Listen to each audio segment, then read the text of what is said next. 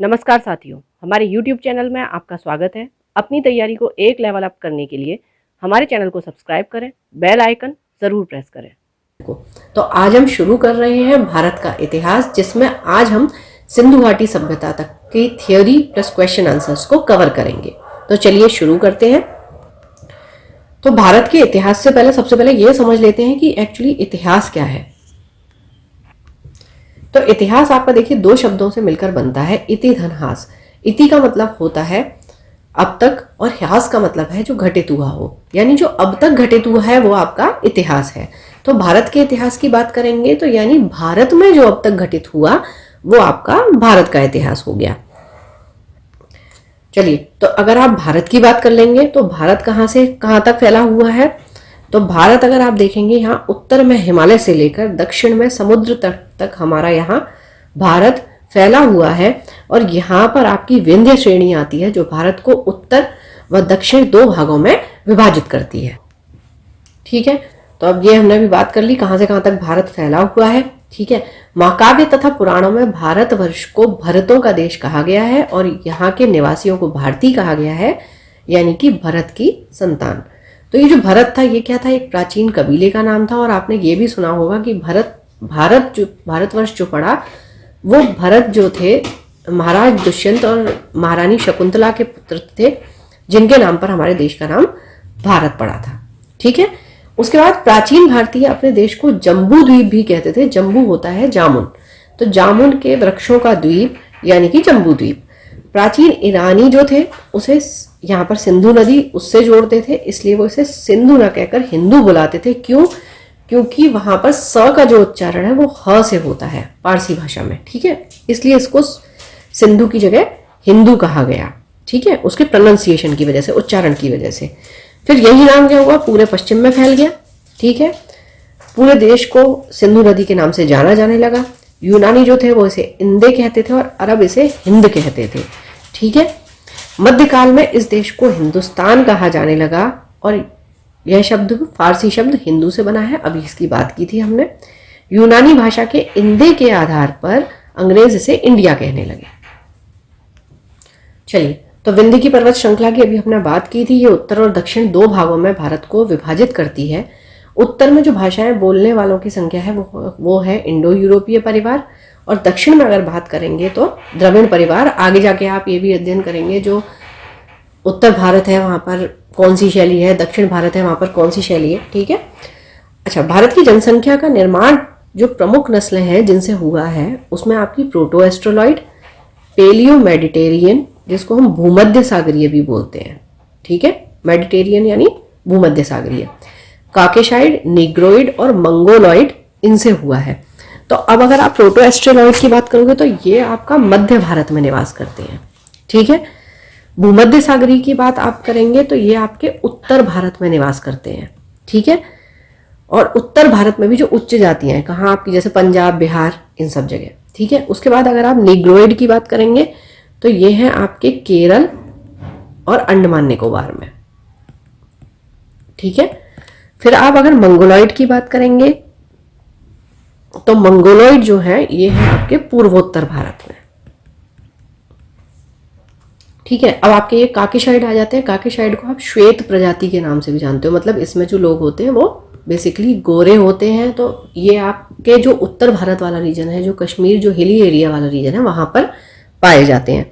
ठीक है, एक क्वेश्चन और आता है इसमें से कि इन नस्लों में से कौन सी प्रजातियां ऐसी हैं जो हड़प्पा सभ्यता की निर्माता हैं। तो इस क्वेश्चन का आंसर है प्रोटो ऑस्ट्रेलॉइड और पैलियो मेडिटेरियन, या फिर प्रोटो ऑस्ट्रेलॉइड या भूमध्य सागरीय प्रजातियां। ठीक है, तो आप इसको ध्यान रखेंगे। चलिए, भारतीय इतिहास को अगर अध्ययन की सुविधा के लिए हम बात करेंगे तो इसे तीन भागों में बांटा गया है, प्राचीन भारत, मध्यकालीन और आधुनिक भारत, जिसका श्रेय जो है वो जर्मन इतिहासकार है क्रिस्टोफ सेलियरस इनको जाता है। ठीक है, तो तीन हमने बात की अभी, प्राचीन भारत, मध्यकालीन भारत, आधुनिक भारत। तो सबसे पहले प्राचीन भारत से शुरू करते हैं।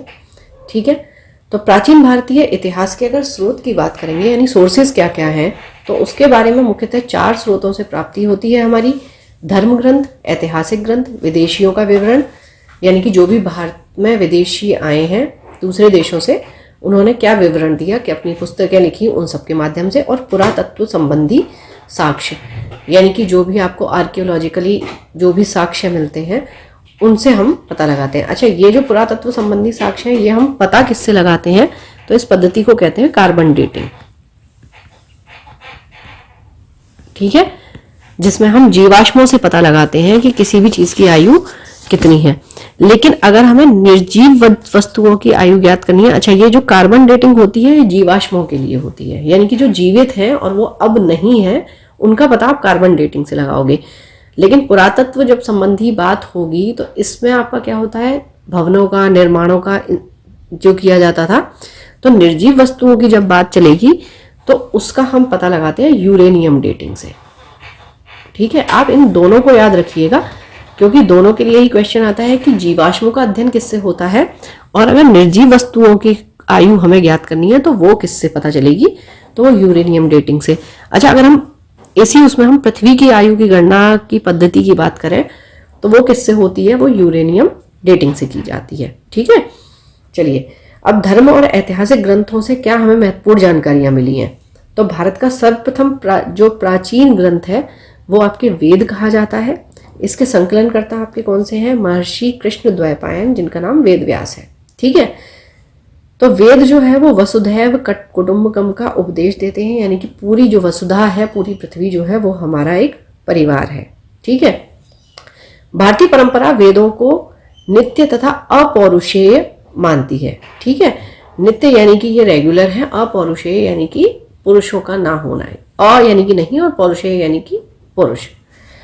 ठीक है, वेद आपके 4 हैं। ऋग्वेद सबसे प्राचीन वेद है, यजुर्वेद, सामवेद और अथर्ववेद। इन चारों वेदों को संहिता कहा जाता है और जो आपके प्रारंभ के 3 वेद हैं इनको वेद त्रयी कहा जाता है।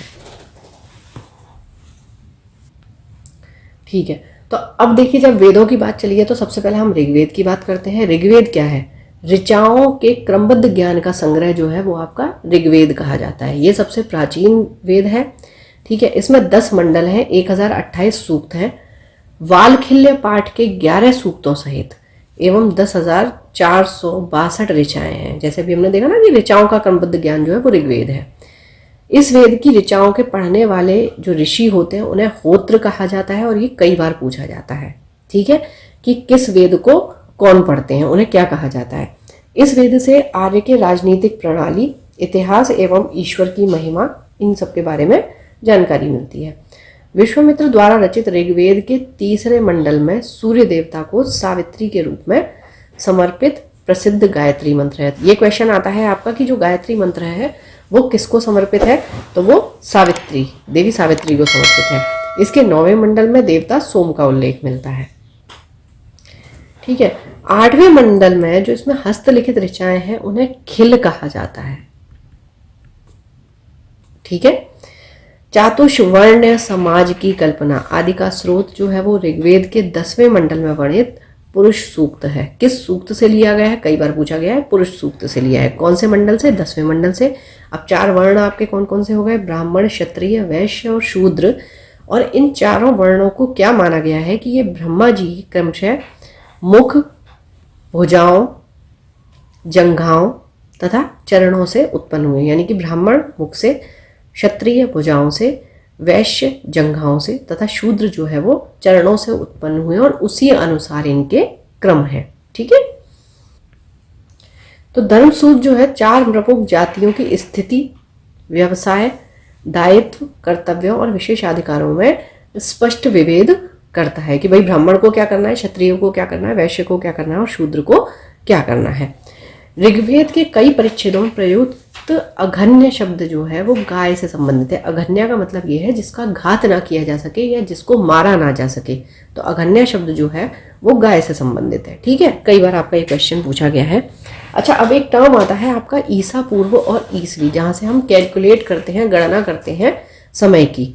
ठीक है, तो होता क्या है, वर्तमान में जो प्रचलित ग्रेगोरियन कैलेंडर है, ईसाई कैलेंडर जो होता है, ठीक है, जूलियन कैलेंडर, तो ये ईसाई धर्मगुरु ईसा मसीह के जन्म वर्ष को कल्पित करते हैं कि हाँ भाई यहाँ से ईसा मसीह का जन्म हुआ। तो इसके आधार पर ईसा मसीह के जन्म से पहले के समय को ईसा पूर्व कहा गया और उनके बाद को ईसवी कहा जाता है। ठीक है, तो ईसा पूर्व में वर्षों की अगर आप गणना करेंगे तो ये उल्टी दिशा में होती है। जैसे महात्मा बुद्ध का जब जन्म होता है तो 563 ईस्वी, और जब मृत्यु होती है तो 483 ईस्वी, यानी कि उल्टा हुआ ना, पहले ज़्यादा हो रहा है और बाद में चीज़ कम हो रही है। अदरवाइज क्या होता है, पहले चीज़ कम होती है और बाद में बढ़ती जाती है। तो ईसा पूर्व में उल्टा होगा। और ईसा मसीह के जन्म के 563 वर्ष पूर्व, ठीक है, महात्मा बुद्ध का जन्म और मृत्यु हो जाती है। ठीक है, अब ईसा मसीह की जन्म तिथि से आरंभ हुआ सन जो है वो ईसवी कहलाता है। इसके लिए इसे संक्षेप में ई लिखा जाता है और इसको लैटिन भाषा के शब्द एडी में भी लिखा जाता है, जिसका मतलब होता है एनो डोमिनी। ठीक है, और इस एनो डोमिनी का मतलब क्या है, in the year of Lord Jesus Christ. ठीक है, यानी यहाँ से जीसस क्राइस्ट का जन्म हुआ था और उसके बाद का इतिहास है। अब इसमें एक खास बात और है कि जो पहले हम क्राइस्ट से इनको बिफोर क्राइस्ट कहते थे और एनो डोमिनी कहा जाता था, अब उस चीज को हम बीसी के स्थान पर बीसीई यूज करते हैं। ठीक है, और एडी के स्थान पर हम सीई यूज करते हैं। ठीक है, तो ये चीज़ क्यों आई, कई देशों में ये चीज़ है क्योंकि ये एक पर्टिकुलर धर्म को दर्शाता था, इसलिए ऐसा ना हो उसके लिए अब बीसीई का मतलब होता है बिफोर कॉमन एरा। ठीक है, और सीई का मतलब है कॉमन एरा।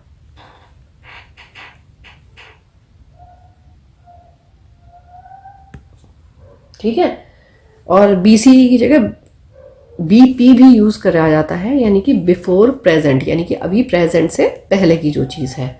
ठीक, तो अब आप इसका ध्यान रखिएगा कि अब हम जो बीसी था बिफोर क्राइस्ट था उसको हम बिफोर कॉमन एरा, और एडी जो था उसको कॉमन एरा, इस तरीके से प्रयोग करते हैं। ठीक है, अब अगर बात करेंगे अब बात करते हैं विंसेंट आर्थर स्मिथ की। इन्होंने क्या किया था कि प्राचीन भारत का पहला सुव्यवस्थित इतिहास अर्ली हिस्ट्री ऑफ इंडिया 1904 में तैयार किया। इस पुस्तक का जो 1/3 पोर्शन है, 1/3 भाग है, उसमें केवल सिकंदर का आक्रमण वर्णित है। इसमें भारत को स्वेच्छाचारी यानी अपनी इच्छा से चलने वाला, शासन वाला देश कहा गया है, जिसे ब्रिटिश शासन की स्थापना से पहले कभी राजनीतिक एकता का अनुभव नहीं हुआ, यानी कि जो भारत था वो अपने हिसाब से चल रहा था। ठीक है, उन्होंने लिखा है कि वस्तुतः भारतीय इतिहासकारों का सराकोर शासन के एकमात्र स्वरूप तानाशाही से है।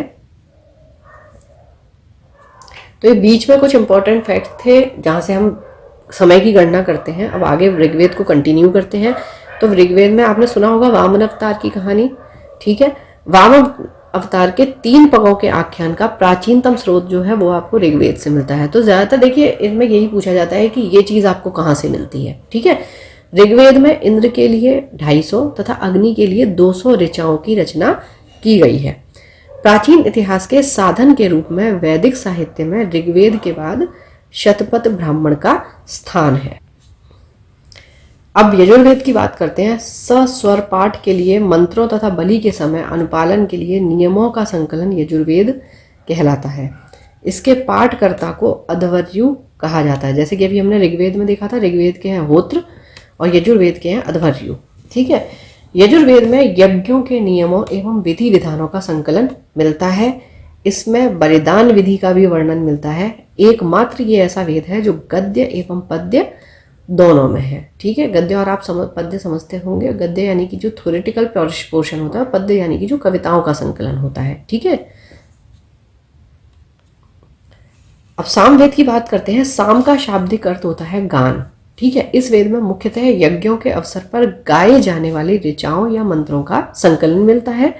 इसके पाठकर्ता को उद्रात्र कहते हैं। ठीक है, अब जो भी आप जहां नोट्स बनाते जाएं वहां पर आप एक काम ये कर सकते हैं, एक साइड वेद और एक साइड तीनों आप चारों लिख सकते हैं कि उनके जो पाठकर्ता हैं उनको क्या कहा जाता है। तो अभी तक हमने देखा था ऋग्वेद के जो होत्र थे, यजुर्वेद के अध्वर्यु थे और सामवेद के उद्रात्र हैं। इसका संकलन ऋग्वेद पर आधारित है। इसमें 1810 सूक्त हैं जो प्रायः ऋग्वेद से लिए गए हैं। इसे भारतीय संगीत का जनक भी कहा जाता है। यजुर्वेद तथा सामवेद में किसी भी विशिष्ट ऐतिहासिक घटना का वर्णन नहीं है।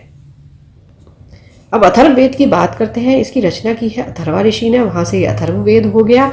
इसके द्वारा रचित इस वेद में कुल 731 मंत्र हैं तथा लगभग 6000 पद्य हैं। ठीक है, इसके कुछ मंत्र ऋग वैदिक मंत्रों से भी प्राचीनतर हैं और औषधियों का उल्लेख सबसे पहले जो मिलता है वो अथर्ववेद में मिलता है।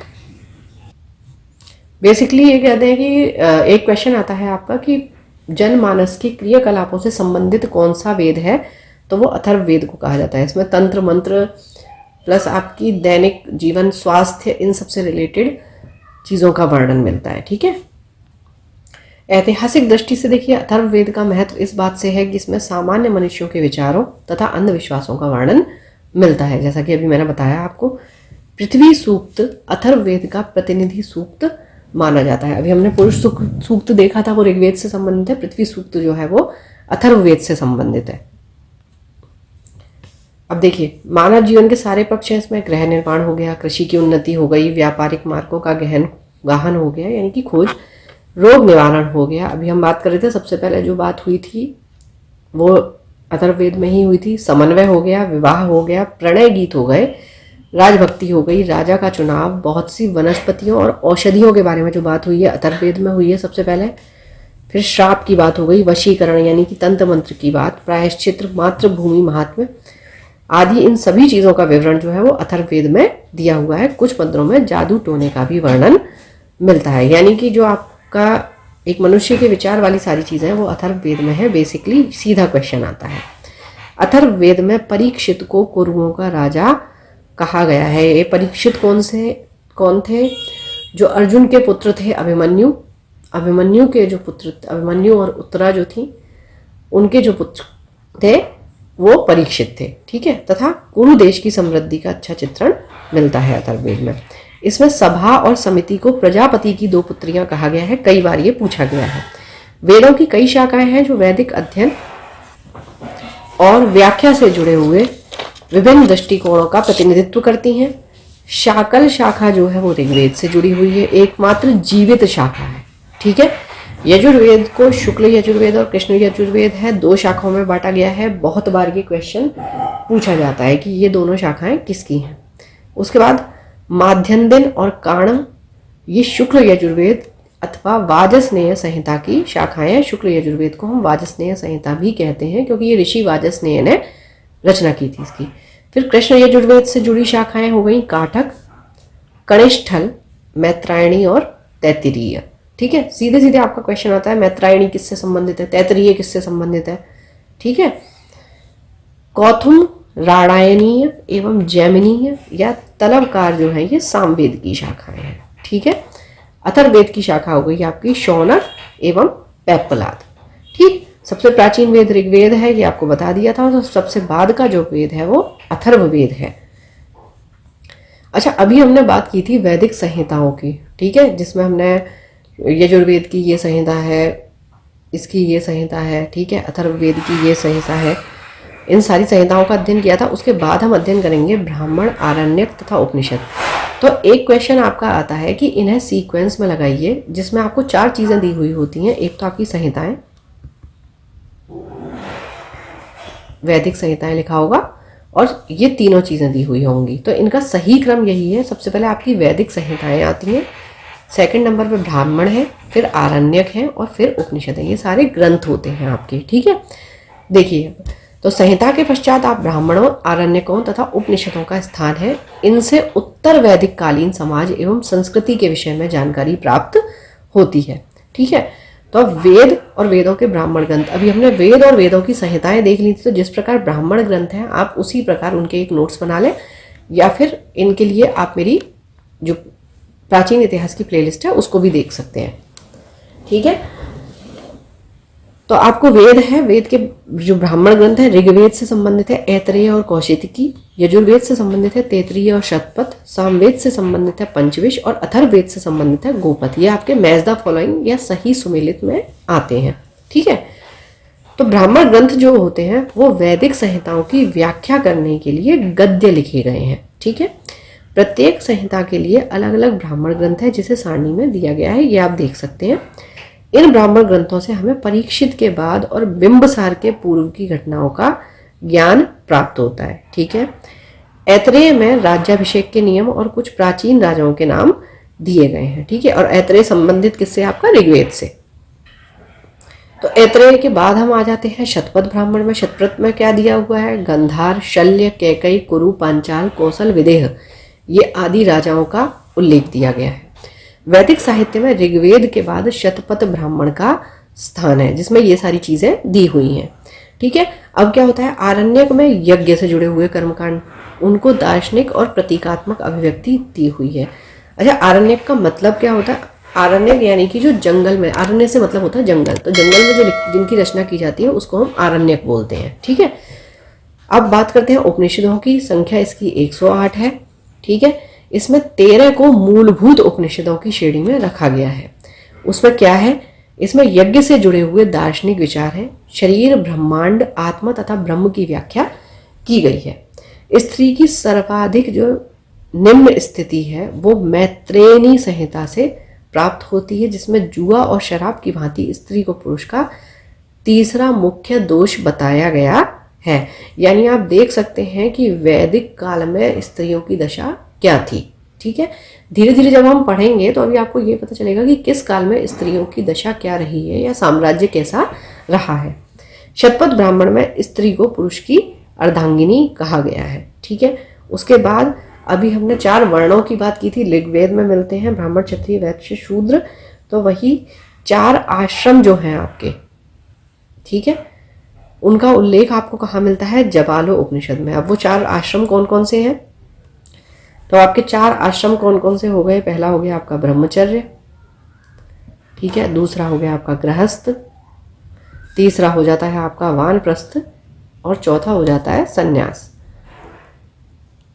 ठीक है, तो पहला आपका यही माना जाता था कि पहले सबसे पहले ब्रह्मचर्य होता है जिसमें हम अध्ययन करते हैं, उसके बाद हम गृहस्थ आश्रम में जाते हैं, फिर हम वानप्रस्थ में जाते हैं और वानप्रस्थ के बाद आप सन्यास आश्रम लेते हैं। ठीक है, उसके बाद हम आ जाते हैं वेदांग एवं सूत्रों पर। वेदों को भली भांति समझने के लिए 6 वेदांगों की रचना की गई है। ठीक है, तो आप वेदांगों के लिए ये देख सकते हैं, ने, शी, जो, व्या, कच्छ। नी से है निरुक्त, शी से है शिक्षा, जो से है आपका ज्योतिष, व्या से व्याकरण और क से आपका है कल्प और छा से छंद है। अब इनमें दिया क्या क्या है ये देख लेते हैं। शिक्षा है आपका शुद्ध उच्चारण शास्त्र, कल्प आपका कर्मकांडीय विधि, निरुक्त शब्दों की व्युत्पत्ति का शास्त्र, फिर आपका व्याकरण आता है जहाँ में ग्रामर दी होती है, फिर आपके छंद है और फिर ज्योतिष है यानी कि जहाँ पर ज्योतिष का ज्ञान है। वैदिक साहित्य को अक्षुण्ण बनाने के लिए, अक्षुण्ण यानी कि जो नष्ट ना हो, ठीक है, उसको बनाने के लिए सूत्र साहित्य का प्रणयन किया गया है, बनाया गया है। श्रौत, ग्रह तथा धर्म सूत्रों के अध्ययन से हमें यज्ञ विधि विधानों, कर्मकांडों तथा राजनीति विधि एवं व्यवहार से संबंधित महत्वपूर्ण बातें ज्ञात होती हैं। ठीक है, प्रमुख सूत्रकारों में आप गौतम बुद्धायन, आपस्तंभ, वशिष्ठ आदि के नाम विशेष रूप से उल्लेखनीय हैं। सूत्रों में गौतम धर्म सूत्र जो है उसे सबसे प्राचीन माना गया है। अब पुराणों की बात कर लेते हैं। तो पुराणों की अगर आप बात करेंगे तो भारतीय ऐतिहासिक कथाओं का सबसे अच्छा जो क्रमबद्ध विवरण मिलता है, जो आपकी ऐतिहासिक कथाएं हैं उसके लिए वो आपका पुराणों में मिलता है। इसकी रचना किसने की थी? लोमहर्ष और इनके पुत्र उग्रश्रवा ने। ठीक है, इनकी संख्या 18 है, जिनमें से केवल 5 जो हैं उसमें ही राजाओं की वंशावली पाई गई है। किस किस में? मत्स्य हो गया, वायु हो गया, विष्णु हो गया, ब्राह्मण हो गया एवं भागवत हो गया। तो अब किस पुराण का संबंध किस वंश से है ये देख लेते हैं। विष्णु पुराण मौर्य वंश से, मत्स्य पुराण आंध्र सातवाहन वंश से, वायु पुराण गुप्त वंश से। और ये बहुत बार पूछा गया है, बहुत इंपॉर्टेंट है ये। ठीक है, पुराणों में सबसे पुराण जो है वो मत्स्य पुराण है और ये प्रामाणिक है सबसे ज्यादा। अधिकतर पुराण सरल संस्कृत श्लोक में लिखे गए हैं। स्त्रियां तथा शूद्र जिन्हें वेद पढ़ने की अनुमति नहीं थी वे भी पुराण सुन सकते थे। ठीक है, लेकिन वेदों का आप देख सकते हैं कि वेद अगर आपसे क्वेश्चन आ जाए किस किस को पढ़ने की या सुनने की अनुमति नहीं थी तो वो स्त्रियों और शूद्रों को। ठीक है, पुराणों का पाठ जो था वो पुजारी मंदिरों में किया करते थे। सामाजिक एवं सांस्कृतिक दृष्टि से अग्नि पुराण जो है वो महत्वपूर्ण है। इसमें राजतंत्र के साथ साथ कृषि संबंधी विवरण भी दिया जाता है। तो यहीं से एक क्वेश्चन बन जाता है कि राजतंत्र और कृषि संबंधी विवरण किस पुराण में दिया गया है? अग्नि पुराण में। उसके बाद हम आ जाते हैं बौद्ध, जैन और अन्य साहित्यों पे। ठीक है, तो जातक जो है उसमें बुद्ध की पूर्व जन्म की कहानी वर्णित है। हीनयान का प्रमुख ग्रंथ है कथा वस्तु। इसमें महात्मा बुद्ध का जीवन चरित्र अनेकों कथानकों के साथ वर्णित है। अभी बौद्ध में हमने बात की, जातकों में वर्णित है। अब जैन साहित्य की बात करेंगे तो इन्हें आगम कहा जाता है। कई बार पूछा गया है कि आगम किस धर्म का ग्रंथ है या साहित्य है। जैन धर्म का प्रारंभिक इतिहास जो है वो कल्पसूत्र से ज्ञात होता है।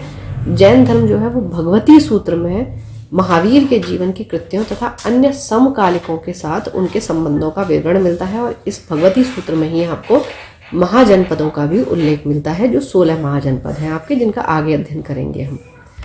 अर्थशास्त्र के लेखक जो है वो चाणक्य, कौटिल्य कह लीजिए या विष्णुगुप्त कह लीजिए। ये 15 अधिकरणों एवं 180 प्रकरणों में विभाजित है।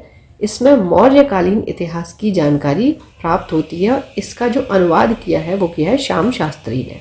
ठीक है, संस्कृत साहित्य में ऐतिहासिक घटनाओं को क्रमबद्ध लिखने का सर्वप्रथम प्रयास किया था कल्हड़ ने, और इनकी रचना थी राजतरंगिणी, राजाओं की नदी। ठीक है, इसको कई बार पूछा गया। अच्छा, जो कवि हैं और उनकी जो रचनाएं हैं वो बहुत बार पूछी जाती हैं आपसे, तो कल्हड़ की राजतरंगिणी है। इस ग्रंथ में 8 सर्ग हैं जिन्हें तरंगों की संख्या दी गई है, तभी तो हो गया राजतरंगिणी।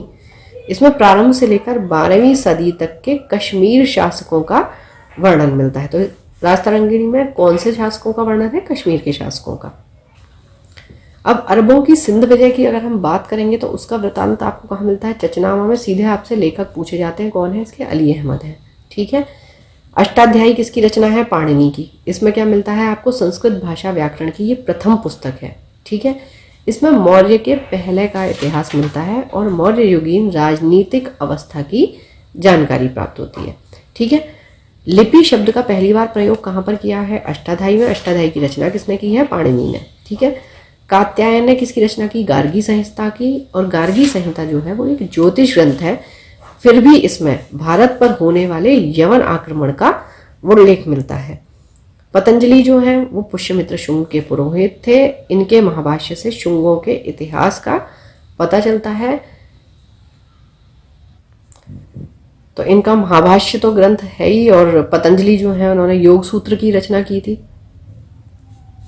ठीक है, जिसका आजकल बहुत प्रचार किया जा रहा है। सभी का ध्यान योग में है और अपने जीवन को अच्छा बना रहे हैं। चलिए, तो अब विदेशी यात्रियों से देख लेते हैं हमें क्या क्या जानकारी मिली।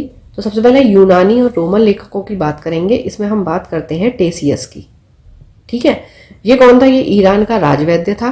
भारत के संबंध में इसका विवरण आश्चर्यजनक कहानियों से परिपूर्ण होने के कारण इसे अविश्वसनीय माना जाता है। चलिए, उसके बाद हम बात करते हैं हेरोडोटस। इन्हें इतिहास का पिता कहा जाता है। ठीक है, इनकी पुस्तक थी हिस्टोरिका। इसमें 5वीं शताब्दी ईसवा पूर्व के भारत और फारस, ईरान के संबंध का वर्णन किया है इन्होंने। लेकिन इनका जो विवरण है वो भी अनुश्रुतियों एवं अफवाहों पर आधारित है। अच्छा, एक क्वेश्चन और आता है कि हेरोडोटस ने किस युद्ध का वर्णन अपनी पुस्तक में किया है? तो वो युद्ध था एथेंस व स्पार्टा का युद्ध। ठीक है, इसे आप याद रखिएगा। इसका इन्होंने वर्णन किया था अपनी बुक हिस्टोरिका में। ठीक है, उसके बाद सिकंदर से के साथ कौन कौन से आए थे आपके? नियाकस हो गए, आनेसिक्टस हो गए तथा अरिस्टोबुलस हो गए। इनके अब जी क्या होता है, धीरे धीरे क्या है, जो भी वर्णन आते हैं वो प्रमाणिक होते जाते हैं। ठीक है, तो ये आपका सीधे सीधे क्वेश्चंस आते हैं कि ये जो लेखक थे ये किसके साथ आए थे या ये किसके दरबार में थे। तो आप इन्हें जब पढ़ रहे हैं तो आप अच्छे से पढ़ें कि कौन किसके साथ आया था या किसके दरबार में था। अब मेगास्थनीज की बात कर लेते हैं। सेल्यूकस निकेटर का राजदूत था ये, जो चंद्रगुप्त मौर्य के दरबार में आया। इसने अपनी पुस्तक इंडिका में मौर्य युगीन समाज एवं संस्कृति के विषय में लिखा है। कईयों बार पूछा गया है कि इंडिका किसकी रचना है या मेगास्थनीज की रचना का क्या नाम है। ठीक है, उसके बाद डायमेकस की बात कर लेते हैं। ये सीरियन नरेश आंतियोकस का राजदूत था जो बिंदुसार के दरबार में आया था। ठीक है, मेगास्थनीज आया चंद्रगुप्त मौर्य के दरबार में, डायमेकस आया बिंदुसार के दरबार में। और इसने भी क्या किया है, मौर्य युग का ही वर्णन किया है। उसके बाद हम बात करते हैं डायोनीसियस की। यह मिस्र नरेश टॉलमी फिलेडेल्फस का राजदूत था। ये अशोक के दरबार में आया। ठीक है, अब आप सीक्वेंस देख लीजिए। देखिए, मौर्य, फिर बिंदुसार, फिर अशोक। तो आप इसको सीक्वेंस से ही याद करेंगे तो आपको इजीली ये चीज़ें याद हो जाएंगी। ठीक है, फिर टॉलमी आता है। इसने दूसरी शताब्दी में भारत का भूगोल नामक पुस्तक लिखी थी। प्लिनी, इसने प्रथम शताब्दी में नेचुरल हिस्ट्री नामक पुस्तक लिखी। इसमें भारतीय पशुओं, पेड़ पौधों, खनिज पदार्थों आदि के बारे में विवरण मिलता है। नेक्स्ट है पेरिप्लस ऑफ द इरिथ्रियन सी। इस पुस्तक के लेखक के बारे में कोई जानकारी नहीं है। जब भी इस पुस्तक का नाम आता है उसके साथ एक ऑप्शन आता है आपका अज्ञात। ठीक है, यह लेखक करीब 80 ईस्वी में हिंद महासागर की यात्रा पर आया था और इसने उस समय के भारत के बंदरगाहों तथा व्यापारिक वस्तुओं के बारे में जानकारी दी है। तो इस पुस्तक में जानकारी तो है, लेकिन किसने लिखी है इसकी जानकारी आपको नहीं है। तो अब रोमन और यूनानी जो लेखक हैं उनके बाद बात कर लेते हैं चीनी लेखकों की। उसमें फाहियान, ये चीनी यात्री गुप्त नरेश चंद्रगुप्त द्वितीय के दरबार में आया था। इसने अपने विवरण में मध्य प्रदेश के समाज का वर्णन किया है। मध्य प्रदेश की जनता को इसने सुखी एवं समृद्ध बताया था और ये 14 वर्षों तक भारत में रहा है। संयोगन, ये 518 ईस्वी में आया। इसने अपने 3 वर्षों की यात्रा में बौद्ध धर्म की प्राप्तियां एकत्रित की थी। उसके बाद हेनसांग बहुत इंपॉर्टेंट है, हर्षवर्धन के शासनकाल में भारत आया था।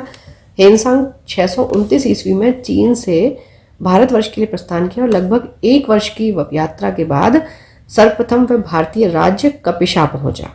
ठीक है, भारत में ये 15 वर्षों तक रहा। 645 ईस्वी में चीन लौट गया और बिहार में जो नालंदा जिला है वहां पर नालंदा विश्वविद्यालय में इसने अध्ययन करने तथा बौद्ध ग्रंथों को एकत्र करके ले जा, इसके लिए ये आया था। ठीक है, इसका जो भ्रमण वृत्तांत है वो इसने किस में दिया है, CU की। तो ये CU की किसकी रचना है, वेनसांग की। ठीक है, किसके दरबार में आया, हर्षवर्धन के दरबार में। इस नाम से प्रसिद्ध है। इसमें 138 देशों का विवरण मिलता है। इसने हर्षकालीन समाज, धर्म और राजनीति के बारे में वर्णन किया है। उसी के शासनकाल में आया था ये। और इसके अनुसार जो सिंध का राजा था वो शूद्र था।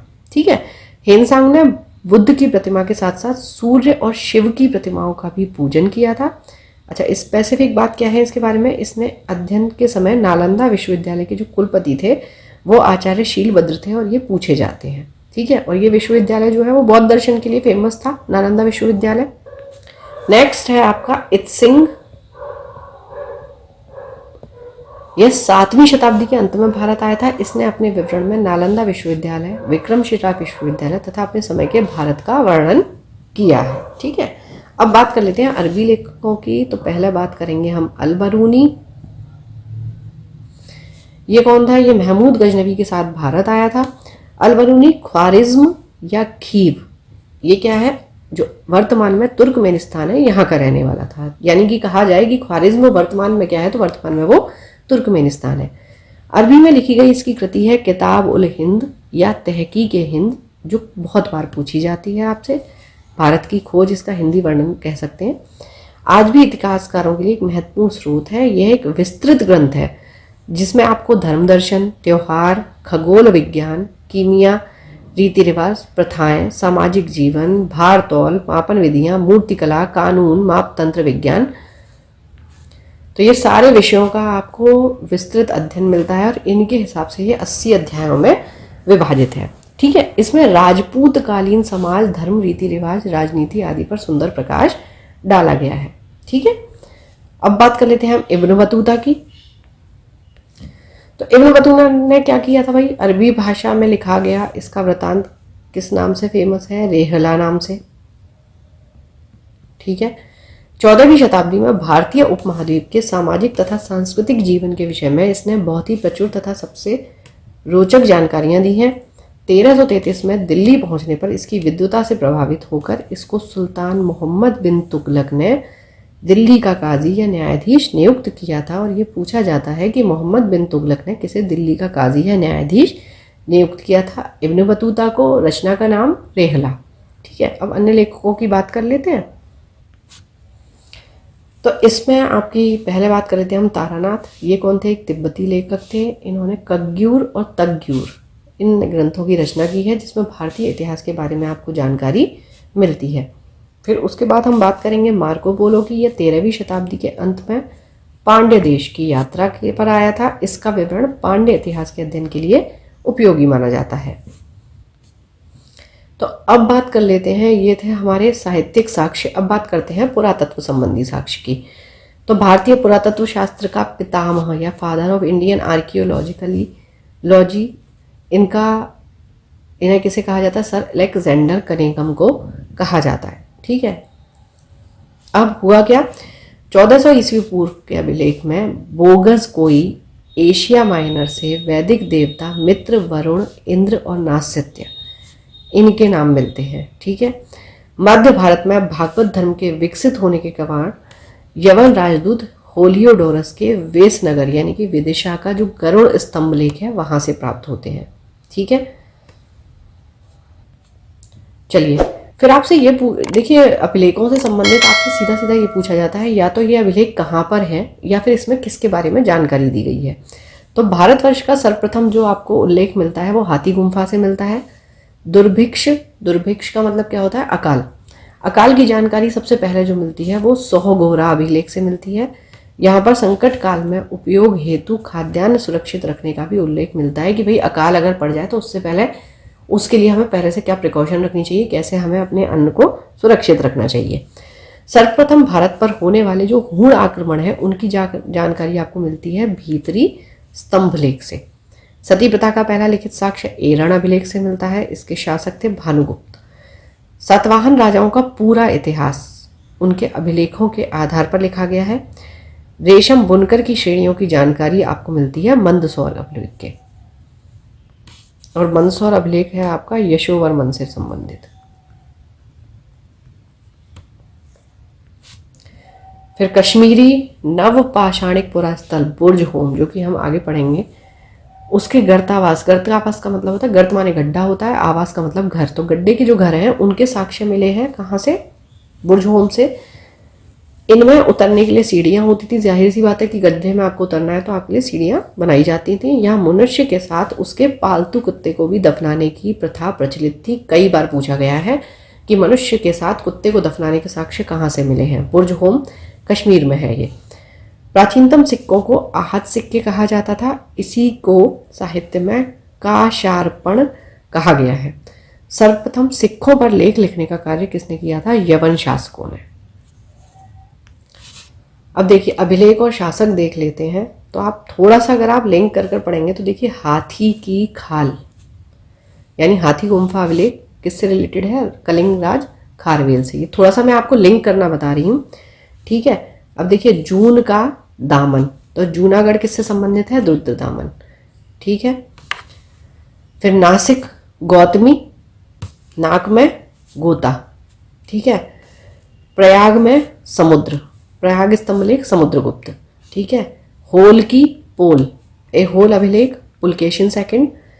मंदसौर का यश यानी कि मंदसौर अभिलेख मालवा नरेश यशोवर्मन से संबंधित, मंदसौर का यश। फिर ग्वालियर अभिलेख प्रतिहार नरेश भोज, ग्वाले का भोज। ठीक है, तो ग्वालियर का भोज। भीतरी एवं जूनागढ़ अभिलेख स्कंदगुप्त। ठीक है, भीतर किसके? स्कंदगुप्त के। उसके बाद देवपाड़ा अभिलेख बंगाल के शासक विजयसेन, देव की विजय। ठीक है, तो इस तरीके से आप थोड़ा सा लिंक कर इन्हें आप याद कर सकते हैं। चलिए, अभिलेखों के अध्ययन को क्या कहते हैं? एपिग्राफी। ठीक है, तो देखिए समुद्रगुप्त की बात अभी हो रही थी। कहाँ है अभिलेख? अभी मैंने आपको बताया था, अब आप मुझे कमेंट बॉक्स में बताएंगे। समुद्रगुप्त की वीणा बजाती हुई मुद्रा वाले सिक्के से उसके संगीत प्रेमी होने का प्रमाण मिलता है। अरिकमेडु कहाँ है? पुडुचेरी के पास। यहाँ से रोमन सिक्के प्राप्त होते हैं। सबसे पहले भारत के संबंध में बर्मा सुवर्ण भूमि यानी कि वर्तमान में से म्यांमार कहा जाता है। मलाया को स्वर्णद्वीप कहा जाता था पहले। कंबोडिया को कंबोज कहा जाता था और इसकी राजधानी होती थी हाटक। ठीक है, जावा को हम यवद्वीप कहते थे। ठीक है, यहाँ से ये स्थापित हुए थे संबंध। उत्तर भारत के मंदिरों की जो कला की शैली है वो नागर शैली, दक्षिण भारत के मंदिरों में द्रविड़ शैली है। नागर शैली है आपकी उत्तर में, दक्षिण में आपकी द्रविड़ शैली है, और इन दोनों को जो मिलाकर शैली बनाई जाती है द्रविड़ यानी दक्षिणापथ के मंदिरों के निर्माण में नागर और द्रविड़ दोनों शैलियों का जो प्रभाव है उसको हम वेसर शैली कहते हैं, यानी कि Nagara plus Dravida is equal to Vesara. पंचायतन शब्द मंदिर रचना शैली से संबंधित है। एक हिंदू मंदिर तब पंचायतन शैली कहा जाता है जब मुख्य मंदिर 4 सहायक मंदिरों से घिरा होता है। ठीक है, पंचायतन यानी कि पंच यानी कि 5, ठीक है, आयतन यानी कि आयतन। तो अब क्या हुआ, मुख्य मंदिर हुआ और उसमें 4 सहायक मंदिर हो गए, तो ये 5 हो गए कुल मिला के। तो पंचायतन मंदिर के उदाहरण अगर हम देख लें तो कौन कौन से हैं। एक तो कंदरिया महादेव मंदिर हो गया खजुराहो, ब्रह्मेश्वर मंदिर हो गया भुवनेश्वर, लक्ष्मण मंदिर आपका खजुराहो, लिंगराज मंदिर भुवनेश्वर, दशावतार मंदिर देवगढ़ उत्तर प्रदेश, गोंडेश्वर मंदिर महाराष्ट्र।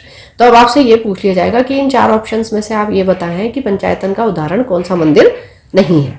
ठीक है, अभी हमने प्राचीन भारत के इतिहास का अध्ययन किया था, उसके बाद आता है आपका प्रागैतिहासिक काल। चलिए, तो अब देखिए अगर हम इतिहास के विभाजन की बात करेंगे तो इसे 3 स्टेजेस में हम बांटते हैं, प्रागैतिहासिक काल, आद्य ऐतिहासिक काल और इतिहास।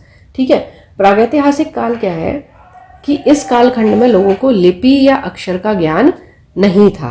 ठीक है, अब यहाँ पर आपको क्या मिलेंगे, हड्डियों के औजार मिलेंगे, गुफा चित्रकारी मिलेगी, इन सबसे आपको प्रागैतिहासिक काल का साक्ष्यों का या पता चलता है। तो पाषाण काल जो है आपका, स्टोन एज, वो प्रागैतिहासिक काल के अंदर रखी जाती है। उसके बाद आप आद्य ऐतिहासिक काल की बात करेंगे तो यहाँ पर क्या होता है कि आपके पास लिपि और अक्षर का ज्ञान तो है लेकिन उसे पढ़ा नहीं जा सकता। ठीक है, अब इसमें आपका बेसिकली क्या आ जाता है, जैसे आपकी सिंधु घाटी सभ्यता आ जाएगी, ठीक है, वैदिक सभ्यता आ जाएंगी आपकी। उसके बाद हम इतिहास की बात करेंगे तो यहाँ आपको लिखित सामग्री प्राप्त है और उसे अच्छे तरीके से पढ़ा भी जा सकता है। ये आपका इतिहास का विभाजन है। जैसा कि अभी हमने देखा, जहाँ पर आपको कोई लिखित विवरण उद्धृत नहीं किया उसे प्रागैतिहासिक कहा, जिसमें आपको लेखन कला के प्रचलन के बाद उपलब्ध लेख पढ़े नहीं जा सके उसे आद्य ऐतिहासिक कहा, और जहाँ पर मानव विकास के उस काल को इतिहास कहा जाता है जहाँ पर लिखित रूप में उपलब्ध है। ठीक है, अब ये आपसे पूछा जाता है कि देखिए कौन सी संस्कृति थी और वहाँ पर किस प्रकार के बर्तन पाए जाते थे। ठीक है, और इनको जो मिट्टी के बर्तन होते हैं उसको हम मृद भांड का नाम देते हैं। ठीक है, मृद यानी कि मृदा, मृदा से मिट्टी, और भांड यानी कि बर्तन। तो मालवा संस्कृति में काले और लाल बर्तन थे। बुर्ज होम में थे धूसर मृत भांड, इसको लिखा हुआ आएगा आपका धूसर मृत भांड। फिर जोखे संस्कृति में थे आपके लाल मृद भांड। दक्षिण नव पाषाण में थे आपका चमकीला धूसर, और पूर्वी नव पाषाण में थे आपके भूरे लाल मृद भांड। ठीक है, तो ये आपके सीधे सीधे संस्कृति दी जाएगी और सीधे सीधे ये पूछा जाएगा कौन से आपके आते हैं। अब इतिहास का विभाजन देखने के बाद हम देखते हैं जो ज्ञानी मानव है, यानी कि जो हमारी बात करेंगे होमो सैपियंस, जिसमें ज्ञान है, उसका प्रवेश इस धरती पर आज से लगभग 30 या 40 हजार वर्ष पूर्व हुआ था। पूर्व पाषाण युग या पुरा पाषाण युग के मानव की जीविका का मुख्य आधार क्या था, शिकार। शिकार पुरा पाषाण में आदि मानव के मनोरंजन का भी साधन था। ठीक है, फिर आग का आविष्कार कब होता है, पुरा पाषाण काल में, और पहिए का आविष्कार होता है नव पाषाण काल में। ठीक है, अब अगर हम स्टोन एज या पाषाण काल की भी बात करते हैं तो इसको हम 3 भागों में बांट देते हैं। एक आपका हो गया पुरा, यानी कि सबसे पुराना, फिर आपका मध्य आ जाता है, मिडिल, और फिर आ जाता है आपका नव पाषाण काल। यानी कि यहाँ पर बिल्कुल ही हम शिकार पर डिपेंडेंट थे, फिर धीरे धीरे आपका फिर आग का प्रवेश होता है, फिर आपके हथियार जो है वो अलग अलग तरीके के बनने लग जाते हैं। नव पाषाण काल में हम थोड़े से और ज़्यादा एडवांस होते जाते हैं, मतलब धीरे धीरे वही है ना, संस्कृति एडवांस होती जाती है, चीज़ों का ज्ञान होता जाता है आपको। ठीक है, उसके बाद मनुष्य में स्थायी निवास की प्रकृति जो है वो कहाँ से हुई, नव पाषाण काल से। यहाँ पर हम क्या है, खाना बदोश है, क्योंकि हम शिकार कर रहे हैं, इधर से उधर गमन कर रहे हैं। फिर अब नव पाषाण काल तक आते आते क्या हो गया कि अभी स्थायी जीवन होना चाहिए। ठीक है, सबसे पहले जो कुत्ता था उसे पालतू बनाया था। इसका कई जगह आपको भेड़ मिलता है कि सबसे पहला जो पालतू पशु था वो कौन था, तो भेड़ भी मिलता है। तो जब भी ऑप्शन आए आप थोड़ा सा ध्यान रखें। मनुष्य ने सर्वप्रथम तांबा धातु का प्रयोग किया था, उसके द्वारा बनाया जाने वाला प्रथम औजार जो था वो कुल्हाड़ी था, और ये प्राप्ति स्थल जो है वो अतिरम पक्कम है। ये कहाँ है, चेन्नई के पास, मद्रास के पास। उस टाइम पर मद्रास कहा जाता तो तमिलनाडु में है ये। चलिए, अब अगर कृषि के आविष्कार की बात करेंगे तो नव पाषाण काल में हुआ। देखिए अभी बताया आपको, इससे पहले क्या है कि जो इंसान है वो खाना बदोश है। खाना बदोश का मतलब क्या है कि भाई शिकार के लिए आज यहाँ है कल वहाँ है, लेकिन स्थायी जीवन का मतलब ही ये है कि हम एक जगह रह रहे हैं और वहां पर हम अपना जीवन यापन कर रहे हैं। तो जब आप कृषि करने लगे, खेती करने लगे, तो जाहिर सी बात है कि आप आज अगर खेती कर रहे हो तो आप उस जगह को छोड़कर कल नहीं चले जाओगे। ठीक है, तो यहाँ से आपका स्थायी जीवन का आरंभ हो जाता है। फिर प्रागैतिहासिक अन्न उत्पादक स्थल जो है वो मेहरगढ़, कहाँ आप वर्तमान की बात करेंगे तो ये पश्चिमी बलूचिस्तान में अवस्थित है। कृषि के लिए अपनाई गई सबसे प्राचीन फसल जो थी गेहूं पहली फसल थी एवं जौ थी, लेकिन मानव द्वारा सर्वप्रथम प्रयुक्त अनाज जो था वो चावल था। ठीक है, कृषि का प्रथम उदाहरण मेहरगढ़ से प्राप्त होता है। कोरडी हवा का संबंध चावल के प्राचीनतम साक्ष्य से है। भारत में पूर्व प्रस्तर युग के अधिकांश औजार यानी कि स्फटिक पत्थर के बने थे। रॉबर्ट ब्रूसफ्रूट पहले व्यक्ति थे जिन्होंने 1863 में भारत में पुरापाषाणकालीन औजारों की खोज की थी। पल्लवरम नामक स्थान पर प्रथम भारतीय पुरापाषाण कलाकृति की खोज हुई थी। और आपका ये पल्लवरम भी कहाँ है, ये भी आपका मद्रास के पास ही पड़ता है, जहाँ पर आपका अभी अतिरपक्कम की बात हो रही थी। ठीक है, फिर भारत में मध्य पाषाण काल के विषय में जानकारी जो थी सर्वप्रथम 1867 में हुई, जब C.L. कार्लाइन ने विंध्य क्षेत्र में लघु पाषाण उपकरण की, यानी कि लघु का मतलब होता है माइक्रो, लिथ्स का मतलब होता है पत्थर, तो जब उन्होंने इनको खोज निकाला। भारत में मानव अस्थि पंजर मध्य पाषाण काल से ही सर्वप्रथम प्राप्त होने लगे थे। ठीक है, स्थायी जो जीवन मिला है वो नव पाषाण काल से मिला है, लेकिन मानव अस्थि पंजर जो है वो मध्य पाषाण काल से ही मिलने लगे। भारत में नव पाषाणकालीन सभ्यता का प्रारंभ ईसा पूर्व 4000 के लगभग हुआ था। भारत का सबसे प्राचीन नगर मोहनजोदड़ो था। इसे सिंधी भाषा में मृतकों का टीला कहा जाता है। बहुत बार आपसे ये पूछा जाता है। असम का श्वेत भ्रू गिबन भारत में पाया जाने वाला एकमात्र मानवाव कपी है। कपी यानी कि जो आपके बंदर या वनमानुष को कहते हैं। ठीक है, इनाम गांव ताम्रपाषाण युग की एक बड़ी बस्ती थी। इसका संबंध जोरवे संस्कृति से है और ये आपका महाराष्ट्र में है। ठीक है, भारत में शिवालिक की जो पहाड़ी हैं उससे जीवाश्म का प्रमाण मिलता है। फिर भीमबेटका जो है वो गुफा पुरापाषाणिक आवासीय पुरास्थल है। ये आदि मानव द्वारा बनाए गए शैल चित्रों और शैलाश्रयों के लिए प्रसिद्ध। भीमबेटका आपका कहाँ पड़ता है? मध्य प्रदेश में। ठीक है, तो अब ये जो चित्र हैं जो कि भीमबेटका में पाए जाते हैं, इन्हें पुरापाषाण काल से लेकर मध्य पाषाण काल के समय का माना जाता है। ये चित्र भारतीय उपमहाद्वीप में मानव जीवन के प्राचीनतम चिन्ह है। यह मध्य प्रदेश के रायसेन जिले में स्थित है। ठीक है, इसकी खोज किसने की थी? 1957-58 में डॉक्टर विष्णु श्रीधर वाकणकर। भीमबेटका क्षेत्र को भारतीय पुरातत्व सर्वेक्षण भोपाल मंडल ने अगस्त 1990 में राष्ट्रीय महत्व का स्थल घोषित कर दिया था और जुलाई 2003 में यूनेस्को ने इसे विश्व धरोहर स्थल घोषित किया है। भारत में मनुष्य संबंधी सबसे पहला प्रमाण कहाँ मिलता है? नर्मदा घाटी में। ठीक है, और नर्मदा कहाँ से बहती है? मध्य प्रदेश से। ठीक है, गिरती कहाँ पर है वो? खंबात की खाड़ी में। भारतीय नागरिक सेवा के अधिकारी रिजले प्रथम व्यक्ति थे जिन्होंने प्रथम बार वैज्ञानिक आधार पर भारत की जनसंख्या का प्रजातीय विभेदीकरण किया था। ठीक है, कि कौन कौन सी प्रजातियां उपस्थित है। ठीक है, नेक्स्ट बात कर लेते हैं अब हम सिंधु सभ्यता की। ठीक है, तो अभी हमने देखा था कि कौन से काल में इसका वर्णन मिलता है आपको?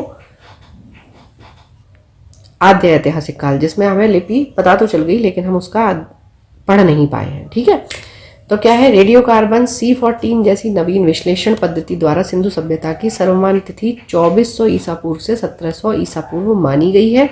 इसका विस्तार त्रिभुजाकार है। ठीक है, तो जहां भी जीवाश्म मिलेंगे वो C14 है और जहां पर निर्जीव चीजों का अध्ययन किया जाएगा वो यूरेनियम, ठीक है, विधि उससे किया जाएगा। तिथि निर्धारण की कार्बन C14 की खोज किसने की थी? अमेरिका के प्रसिद्ध रसायन शास्त्री V.F. लिवी द्वारा 1946 में की गई।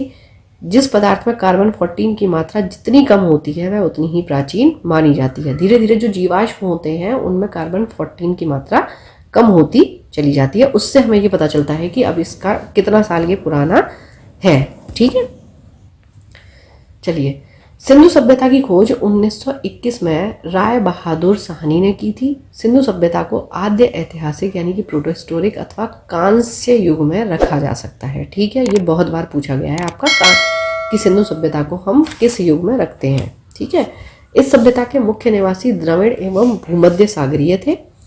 सर जॉन मार्शल, ठीक है, जो उस टाइम पर भारतीय पुरातत्व सर्वेक्षण विभाग के तत्कालीन महानिदेशक थे, 1924 में सिंधु घाटी सभ्यता नामक उन्नत नगरीय सभ्यता पाए जाने की विधिवत घोषणा की कि हाँ भाई ये सभ्यता हमें मिल गई है। तो सिंधु सभ्यता के सर्वाधिक पश्चिमी पुरास्थल जो है वो दाश्त नदी के किनारे सुतका गैंडोर बलूचिस्तान से मिले हैं। पूर्वी पुरास्थल हिंडन नदी के किनारे आलमगीरपुर से मिले हैं। उत्तरी पुरास्थल चिनाब नदी के तट पर अखनूर के निकट मादा से मिले हैं। और दक्षिणी पुरास्थल गोदावरी नदी के तट पर दायमाबाद जिला अहमदनगर महाराष्ट्र से मिले हैं। ठीक है, जिसको हम मैड्स से याद रख सकते हैं। कैसे? तो देखिए, उत्तरी आपका हो गया मादा जम्मू कश्मीर, ठीक है, पूर्वी हो गया आपका आलमगीरपुर उत्तर प्रदेश, ठीक है, दक्षिणी हो गया दायमाबाद महाराष्ट्र और पश्चिमी हो गया सुतका गैंडोर बलूचिस्तान। ठीक है, मैट्स।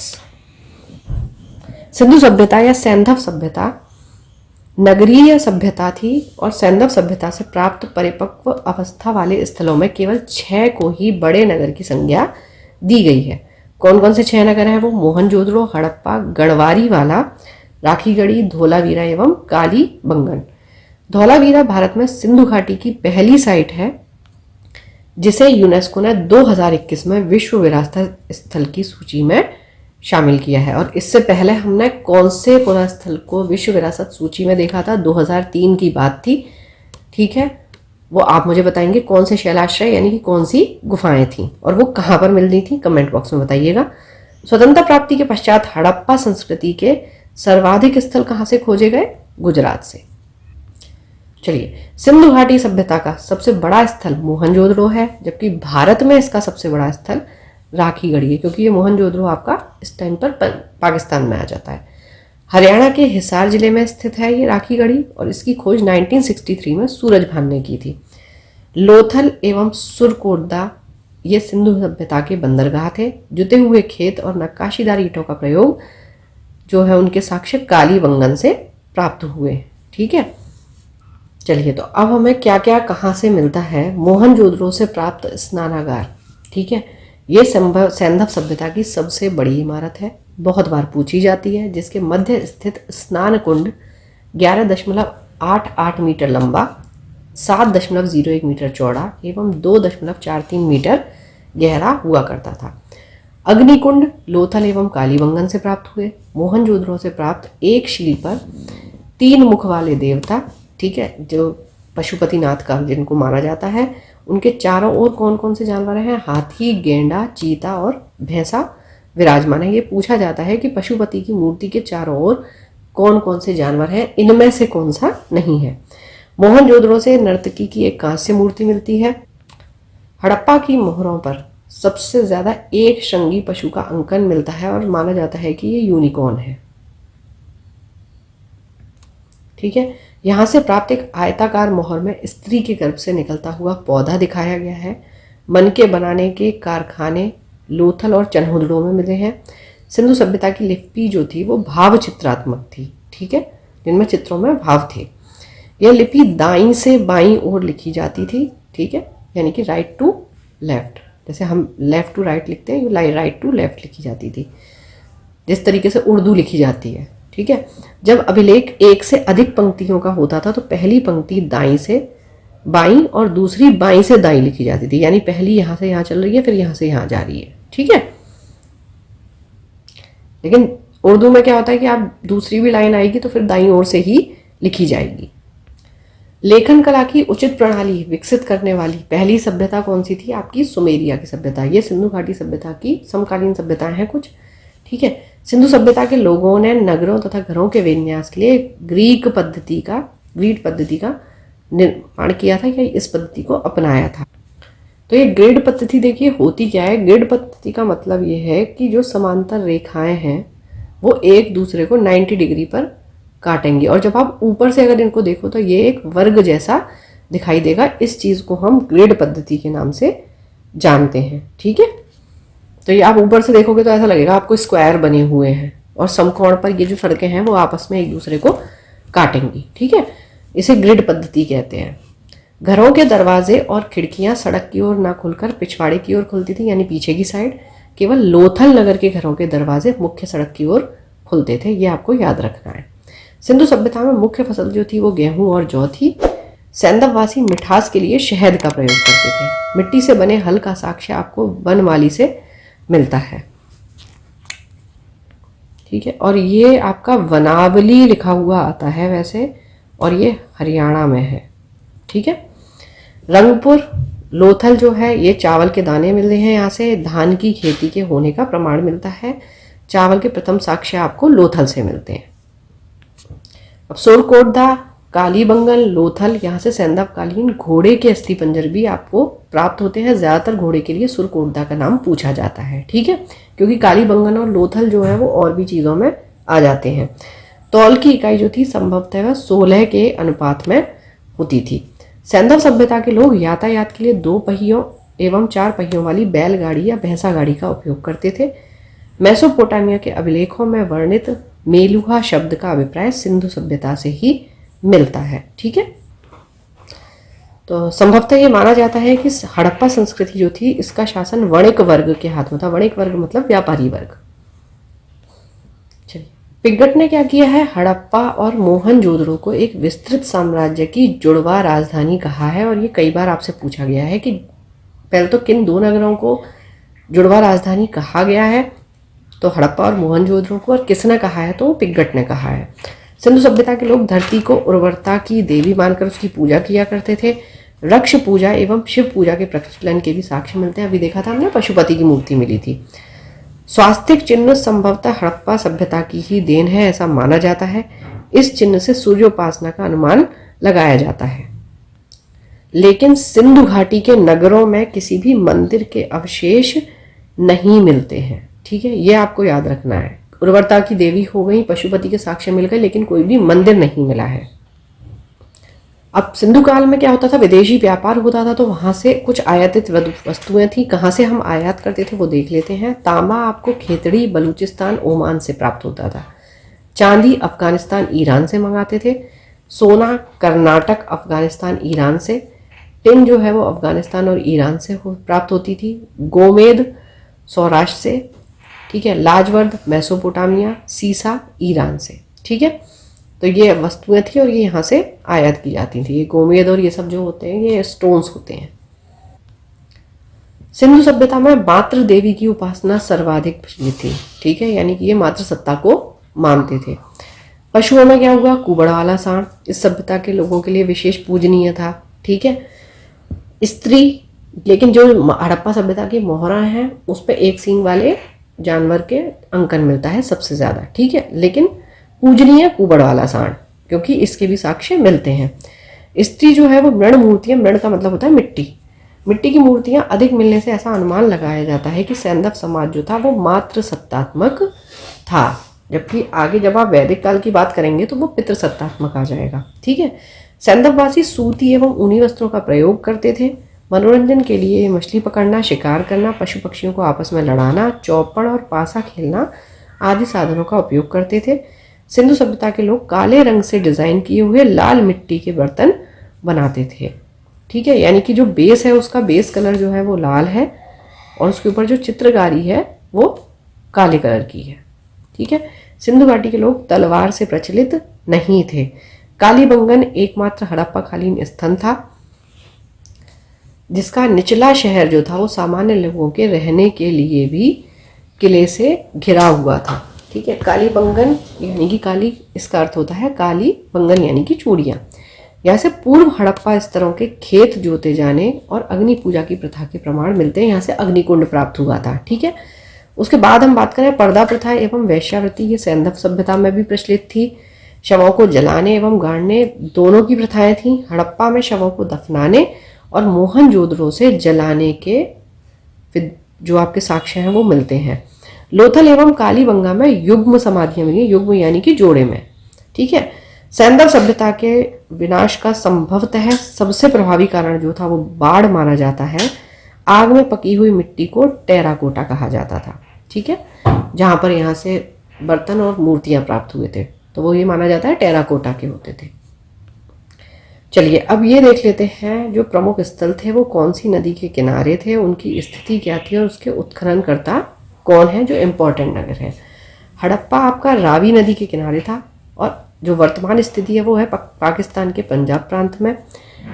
उत्खनन करता थे इसके दयाराम साहनी, फिर माधव स्वरूप, फिर व्हीलर। ठीक है, सबसे पहले जो किया वो दयाराम साहनी ने किया 1921 में। मोहनजोदड़ो सिंधु, अभी ये पाकिस्तान के सिंध प्रांत में लरकाना जिले में है, राखलदास बनर्जी ने किया, फिर मैके और फिर व्हीलर। ठीक है, व्हीलर ने देखिए हड़प्पा का भी किया है और मोहनजोदड़ो का भी।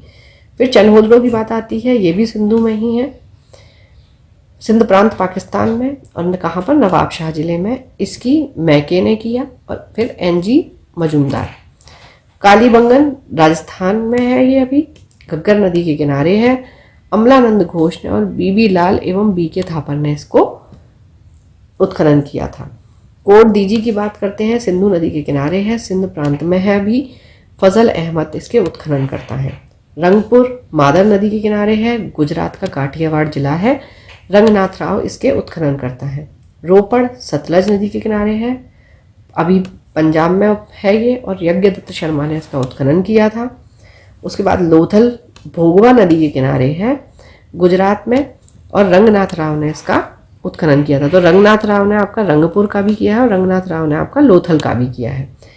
फिर आलमगीरपुर की बात कर लेते हैं। आलमगीरपुर की अभी भी बात हुई थी, हिंडन नदी के किनारे है, उत्तर प्रदेश में है, और हड़प्पा सभ्यता का सबसे पूर्वी जिला है। अभी मैट्स की बात की थी हमने, तो जो सबसे पूर्वी जिला है वो आलमगीरपुर है आपका।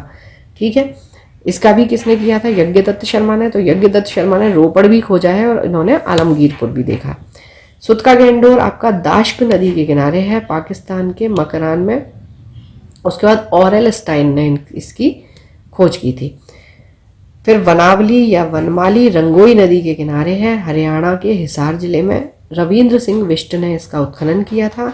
फिर धौलावीरा की बात कर लेते हैं, लूनी नदी के किनारे है, गुजरात में है, जेपी जोशी, रविंद्र सिंह बिष्ट, इन्होंने इसका उत्खनन किया था। फिर आपकी ये है सोतकाह। ठीक है, ये शादी कौर नदी का नाम है, दक्षिण बलूचिस्तान में है, जॉर्ज डेल्स ने इसका उत्खनन किया था। तो ये सिंधु सभ्यता तक का अभी हमने जीके पढ़ा है, और अब हम इससे संबंधित क्वेश्चंस करेंगे, जिससे हमें ये अंदाजा हो जाएगा कि इस चैप्टर से कैसे क्वेश्चंस आते हैं। चलिए, तो हड़प्पा और सिंधु सभ्यता से संबंधित ये आपके क्वेश्चंस हैं। हड़प्पा सभ्यता का सर्वाधिक मान्यता प्राप्त काल जो है वो क्या है? 2500 ईस्वी पूर्व से लेकर 1750 ईस्वी पूर्व तक का। उसके बाद सिंधु घाटी की सभ्यता निम्नलिखित में से किस सभ्यता के समकालीन नहीं थी? तो देखिए, मिस्र की सभ्यता के भी थी, चीन की सभ्यता के भी थी, मेसोपोटामिया के भी थी, ग्रीक की सभ्यता के समकालीन नहीं थी। सिंधु घाटी की सभ्यता कहाँ तक विस्तृत थी? ठीक है, तो अब आप इसमें देखेंगे तो देखिए, पंजाब में भी थी, राजस्थान, गुजरात, उत्तर प्रदेश, हरियाणा, सिंध, बलूचिस्तान, ये सभी जगह पर सिंधु घाटी सभ्यता विस्तृत थी। सिंधु घाटी की सभ्यता में घोड़े के अवशेष कहाँ से मिलते हैं? आपके सुरकोटदा से, अभी हमने देखा था। ठीक है, मिलते आपको लोथल से भी हैं और कालीबंगन से भी मिलते हैं, लेकिन मैंने आपसे कहा था क्योंकि उसमें और भी चीज़ें मिली हैं, इसलिए सुरकोटदा आपसे पूछा जाता है जब भी क्वेश्चंस आते हैं। सिंधु घाटी स्थल कालीबंगन जो है वो किस प्रदेश में है? राजस्थान। ठीक है, किस नदी के किनारे है? ये कमेंट बॉक्स में बताइएगा, अभी बताया है मैंने आपको। निम्नलिखित में से किस पदार्थ का उपयोग हड़प्पा काल की मोहरों और उनके निर्माण के लिए मुख्य रूप से किया जाता था? तो वो आती थी आपकी स्टेटाइट या सेल खड़ी। हड़प्पा सभ्यता किस युग की थी? कांस्य युग की थी। सिंधु घाटी सभ्यता के लोगों का मुख्य व्यवसाय क्या था? तो मुख्य व्यवसाय व्यापार था। ठीक है, क्योंकि इस टाइम तक स्थायित्व आ गया था, और अभी मैंने आपको बताया था कि ज़्यादातर ये माना जाता था सिंधु घाटी सभ्यता चलाने वाला वणिक वर्ग था, यानी कि व्यापारी वर्ग। हड़प्पा सभ्यता के जो निवासी थे वो कैसे थे? शहरी। ठीक है, सिंधु सभ्यता के घर किससे बनाए जाते थे? ईंटों से बनाए जाते थे। हड़प्पावासी किस वस्तु के उत्पादन में सर्वप्रथम थे? वो कपास के उत्पादन में। ठीक है, निम्नलिखित विद्वानों में से हड़प्पा सभ्यता का सर्वप्रथम खोजकर्ता कौन है? दयाराम साहनी, 1921 में इन्होंने खोजा था। अच्छा, आप ये देखें कि जिस क्वेश्चन में बहुत ज़्यादा ईयर्स लगे हुए हैं, जहाँ पर दिख रहा है आपको एसएससी हो गया, आरआरबी में भी हो गया, तो उस क्वेश्चन को थोड़ा अच्छे से आप देख लें। सिंधु सभ्यता का पत्तन नगर यानी कि बंदरगाह यानी कि सी पोर्ट कौन सा नगर था? वो लोथल था। ठीक है, लोथल और धौलावीरा आते हैं इसके लिए, इसमें लोथल दिया हुआ है। पैमानों की खोज ने यह सिद्ध कर दिया था कि सिंधु घाटी के लोग माप और तौल से परिचित थे। तो यानी इसके साक्ष्य कहाँ पर मिले आपको? लोथल में मिले हैं। हड़प्पा कालीन समाज किन वर्गों में विभक्त था? विद्वान, योद्धा, व्यापारी और श्रमिक। सिंधु सभ्यता का सर्वाधिक उपयुक्त नाम क्या है? हड़प्पा सभ्यता है, क्योंकि इसकी खोज में सबसे पहले जो प्रमाण मिले थे वो हड़प्पा सभ्यता के ही मिले थे, इसलिए इसको हड़प्पा सभ्यता इसका सर्वाधिक उपयुक्त नाम है। और ये सिंधु नदी के किनारे मिला, इसलिए इसे सिंधु सभ्यता कहा जाता है, सिंधु घाटी सभ्यता। निम्नलिखित में से कौन सा या से लक्षण सिंधु सभ्यता के लोगों का सही चित्रण करते हैं? ठीक है, उनके विशाल महल और मंदिर होते थे, नहीं होते थे? देवियों और देवताओं दोनों की पूजा वो करते थे। ठीक है, युद्ध में घोड़ों द्वारा खींचे जाने वाले रथों का प्रयोग करते थे, नहीं करते? तो इसका सही आंसर केवल 2 है। ठीक है, हड़प्पा सभ्यता की खोज किस वर्ष में हुई थी? 1921 में। किसने की थी? दयाराम साहनी ने की थी। हड़प्पा सभ्यता के बारे में कौन सी उक्ति सही है?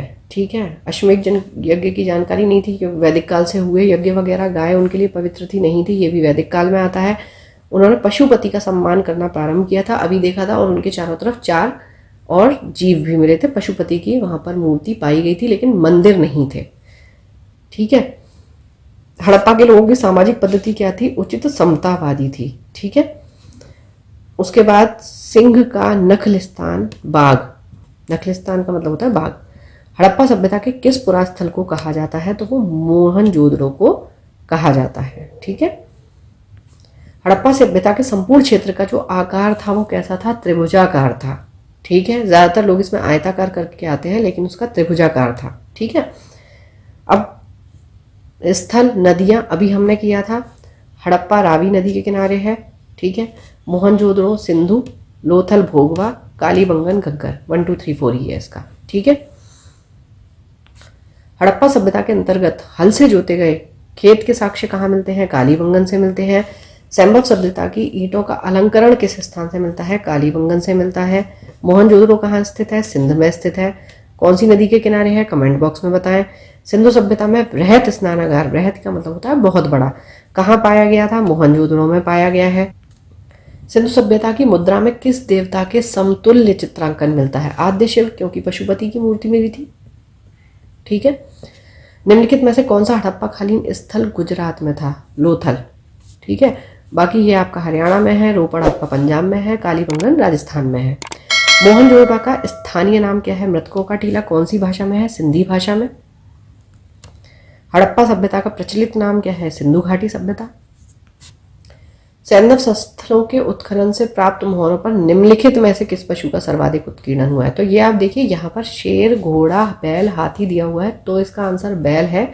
अगर आपको यहाँ पर एक सींग वाला जानवर दिया होता तो पहला आंसर वो होता, उसके बाद फिर आपका कुबड़ वाला बैल आता है। ये चीज़ ध्यान रखिएगा, यहाँ पर वो ऑप्शन में नहीं दिया है, तो हमारा आंसर ऑप्शंस के हिसाब से होता है। सिंधु घाटी सभ्यता जानी जाती है किसके लिए? अपने नगर नियोजन के लिए। सिंधु सभ्यता का कौन सा स्थान भारत में स्थित है? लोथल है। ठीक है, बाकी आपका हड़प्पा और मोहनजोदड़ो जो है वो पाकिस्तान में है। भारत में खोजा गया सबसे पहला पुराना शहर आपका हड़प्पा था, इसीलिए इसका नाम हड़प्पा सभ्यता रखा गया था। भारत में चांदी की उपलब्धता के प्राचीनतम साक्ष्य आपको हड़प्पा संस्कृति से मिलते हैं। सिंधु सभ्यता के बारे में कौन सा कथन सत्य है? देखो, नगरों में नालियों की सुदृढ़ व्यवस्था थी, ठीक है। व्यापार और वाणिज्य उन्नत दशा में था, ठीक है। मात्र देवी की उपासना करते थे, लेकिन लोहे से ये लोग परिचित नहीं थे। इसको हम कांस्य सभ्यता के नाम से जानते हैं। अब देख लेते हैं सिंधु सभ्यता की। देखिए, उत्तरी सीमा, दक्षिणी सीमा, ये वही आ गया। मैट्स मैंने आपको बता दिया है इसमें। अब आप पूर्व, पश्चिम, उत्तर, दक्षिण लगा लें। आलमगीरपुर हो गया आपका पूर्वी सीमा, उसके बाद दक्षिणी हो गया आपका दायमाबाद, उत्तरी सीमा हो गया आपका मांडा, और आपका पश्चिमी सीमा हो गया सुतकागेंड। और 1 2 3 4 ही है इसका आंसर। मांडा किस नदी के किनारे स्थित है? चेनाब के। हड़प्पा कालीन स्थल रोपड़ पंजाब सतलज के किनारे स्थित है। हड़प्पा में एक उन्नत जल प्रबंधन प्रणाली जो थी उसका पता कहाँ से चलता है आपको? धौलावीरा से। हड़प्पा के मिट्टी के बर्तनों पर सामान्यतः किस रंग का उपयोग हुआ है? लाल। अभी मैंने बताया था उसका बेस कलर जो होता था वो लाल होता था और उस पर काले रंग से चित्रकारी की जाती थी। सिंधु सभ्यता निम्नलिखित में से किस युग में पड़ता था? तो ये आद्य ऐतिहासिक या प्रोटो हिस्टोरिकल पीरियड में मिलता है, जिसमें हमें लिपि का ज्ञान मतलब लिपि अक्षरों का ज्ञान तो है, लिखी हुई मिलती हैं, लेकिन हम उन्हें पढ़ नहीं सकते हैं। सिंधु सभ्यता की विकसित अवस्था में निम्नलिखित में से किस स्थल में घरों में कुओं के अवशेष मिलते हैं? तो वो आपको मोहनजोदड़ो में मिलते हैं। सिंधु घाटी सभ्यता को खोज निकालने में जिन 2 भारतीयों का नाम जुड़ा है, कौन कौन से हैं? वो दयाराम साहनी और राखलदास बनर्जी। 1921 में इन्होंने किया था और 1922 में इन्होंने हड़प्पा खोज दिया 1921 में, और इन्होंने मोहनजोदड़ो। ठीक है। रंगपुर, जहाँ हड़प्पा की समकालीन सभ्यता थी, वो कहाँ से है? सौराष्ट्र। हड़प्पा एवं मोहनजोदड़ो की पुरातात्विक खुदाई के प्रभारी कौन थे? Sir John Marshall. निम्न में से किस पशु की आकृति जो मोहर पर मिली है, जिससे ज्ञात होता है सिंधु घाटी एवं मेसोपोटामिया की सभ्यता के मध्य व्यापारिक संबंध थे, वो बैल से प्राप्त होता है। सिंधु घाटी के लोग विश्वास करते थे मातृ शक्ति में। ठीक है। निम्नलिखित में से कौन सा सिंधु स्थल समुद्र तट पर स्थित नहीं था? कोटदीजी। ठीक है। सुरकोटदा है, लोथल है, आपका बालाकोट है, और धौलावीरा भी आता है। निम्नलिखित में से किन मोहनजोदड़ो की सबसे बड़ी इमारत माना जाता है? ठीक है। तो ये मानते हैं हम विशाल अन्नागार या धान्य कोठार, मतलब जो उनके यहाँ पर खाना अन्न के भंडार होते थे। ठीक है। हड़प्पाकालीन लोगों ने नगरों में घरों के विन्यास के लिए कौन सी पद्धति अपनाई थी? अभी गिड पद्धति हमने देखा था, जिसमें जो सड़कें थी वो एक दूसरे को समान अंतर पर काटती थी। ऊपर से देखेंगे तो आप वो स्क्वायर शेप यानी कि वर्गाकार दिखाई देती थी। इसे हम ग्रिड पद्धति बोलते हैं। और हड़प्पा सभ्यता के नगर की अगर बात करेंगे तो वो पूरा त्रिभुजाकार होता था। चलिए अब ये देख लेते हैं लोथल से। देखिए क्या मिलता है वहाँ पर। अभी हमने देखा था ये समुद्र के किनारे का नगर था, तो यहाँ से आपको क्या मिलेगा? गोदीवाड़ा यानी कि डॉकयार्ड, यानी कि जहाँ पर शिप्स को रखा जाता है, जहाज़ों को रखा जाता है। कालीबंगन से आपको मिलता है जुता हुआ खेत। धौलावीरा से मिलती है आपको हड़प्पाई लिपि के बड़े आकार के 10 चिन्हों वाला एक शिलालेख। और बनावली जो कि आपका हरियाणा में है, यहाँ से मिलती है पकी मिट्टी की बनी हुई हल्की प्रतिकृति। ठीक है। किस पशु का हड़प्पा सभ्यता में पाई मोहरों और टेराकोटा कलाकृतियों में निरूपण या अंकन नहीं हुआ है? ठीक है। तो देखिए हाथी, गेंडा, बाघ, इसमें से आंसर है आपका शेर। हड़प्पा वासी किस धातु से परिचित नहीं थे? ये लोहे से परिचित नहीं थे। ठीक है। निम्नलिखित में से किस स्थल में युगल शवाधान, युगल का मतलब मैंने बताया डबल बरियल या फिर मैंने आपको बताया था जोड़ा। ठीक है। तो कहाँ से मिलता है प्रमाण? आपको लोथल से मिलता है। कपास का उत्पादन सर्वप्रथम सिंधु क्षेत्र में हुआ था, जिसे ग्रीक या यूनान के लोग सिंडन के नाम से जानते थे। हड़प्पा के काल का तांबे का रथ किस स्थान से प्राप्त हुआ था? दायमाबाद। दायमाबाद के बारे में हम क्या जानते हैं कि ये जो है आपका सदर्न मोस्ट यानी कि दक्षिणतम शहर है। ठीक है। कहाँ पर है? आपका महाराष्ट्र में। हड़प्पावासी किन किन धातुओं का आयात करते थे?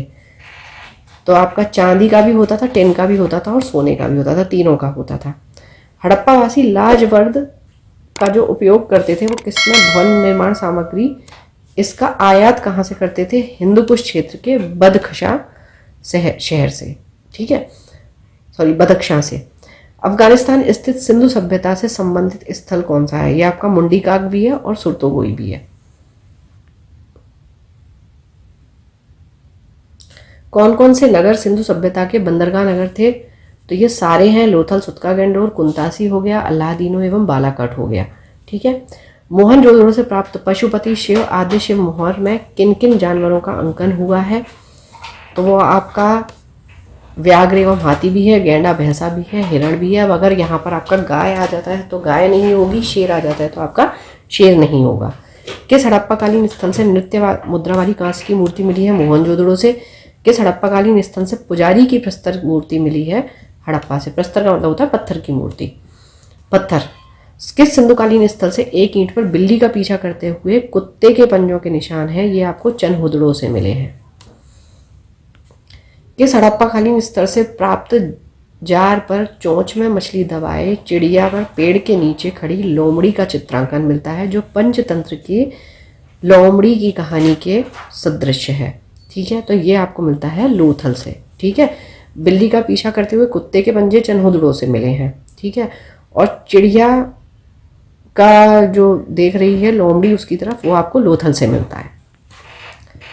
स्वातंत्रोत्तर भारत में सबसे अधिक, यानी कि आज़ादी के बाद भारत में सबसे अधिक संख्या में हड़प्पा युगीन स्थलों की खोज किस जगह पर प्राप्त हुई थी? तो वो गुजरात में हुई। निम्नलिखित में से कौन सी फसल हड़प्पा कालीन लोगों का मुख्य खाद्यान्न नहीं था? तो वो चावल थी। ठीक है। हड़प्पा तथा मोहनजोदड़ो अब विलुप्त हो गए हैं, वे उत्खनन के दौरान प्रकट हुए थे। तो ये सही है या नहीं है? तो ये बिल्कुल सही है। ठीक है। ये विलुप्त हो गए थे जब इनका उत्खनन किया गया, तो हमें पता चला कि ऐसे कोई नगर हुआ करते थे। सिंधु घाटी सभ्यता के संदर्भ में निम्नलिखित कथनों पर विचार कीजिए। यह प्रमुखतः लौकिक सभ्यता थी तथा उसमें धार्मिक तत्व यद्यपि उपस्थित था पर वर्चस्वशाली नहीं था, और उस काल में भारत में कपास से वस्त्र बनाए जाते थे। दोनों ही ठीक है। लौकिक सभ्यता थी, धार्मिक तत्व भी था उसमें, लेकिन वर्चस्व नहीं था। ठीक है, क्योंकि बड़े वर्ग का इसमें जो था वो वर्चस्व ज़्यादा था। चलिए अब देख लेते हैं हड़प्पा स्थल और स्थिति देख लेते हैं। मांडा तो आपको पता ही है कि उत्तर में है, कहाँ पर है? आपका कश्मीर में है। ठीक है। फिर दायमाबाद आपका महाराष्ट्र में, अभी हम देख ही चुके हैं मैट्स में। ठीक है। कालीबंगन आपका राजस्थान में है, और आपका राखीगढ़ी जो है वो हरियाणा में है। और हरियाणा में भी कौन सा था? बनावली। ठीक है। तो मांडा आपका हो गया 3, और 3 ये एक ही में है, 3 4 1 2 सी इसका आंसर हो जाएगा। हड़प्पा कालीन स्थलों में अभी तक किस धातु की प्राप्ति नहीं हुई थी? तो वो थी लोहा। चांदी मिला, सोना मिला, तांबा मिला, क्योंकि हम आयात करते थे। किस पशु के अवशेष सिंधु घाटी सभ्यता में प्राप्त नहीं हुए हैं? शेर। ठीक है, कई बार आ चुका है ये क्वेश्चन। चनहुदड़ों के उत्खनन का निर्देशन किसने किया था? तो वो J.H. मैके ने किया था। ठीक है। तो this was all about Sindhu घाटी सभ्यता। प्राचीन इतिहास से लेकर भारत का जो इतिहास था, कहाँ से वो शुरू होता है, यहाँ से हम सिंधु घाटी सभ्यता तक का आज अध्ययन कर चुके हैं विद क्वेश्चन आंसर्स। ठीक है। अब हम अगले वीडियो में भी इसी तरीके से थ्योरी प्लस क्वेश्चंस को कवर करेंगे और आगे बढ़ेंगे, और इसके लिए एक पूरी प्लेलिस्ट आपकी तैयार हो जाएगी, जिसको आपको बस उसी तरीके से पढ़ने की ज़रूरत है। आप एक के बाद एक वीडियोस देखते जाएं और आपकी यहाँ Lucent GK plus question answers cover हो जाएंगे। Thank you for watching. Keep learning, stay with me.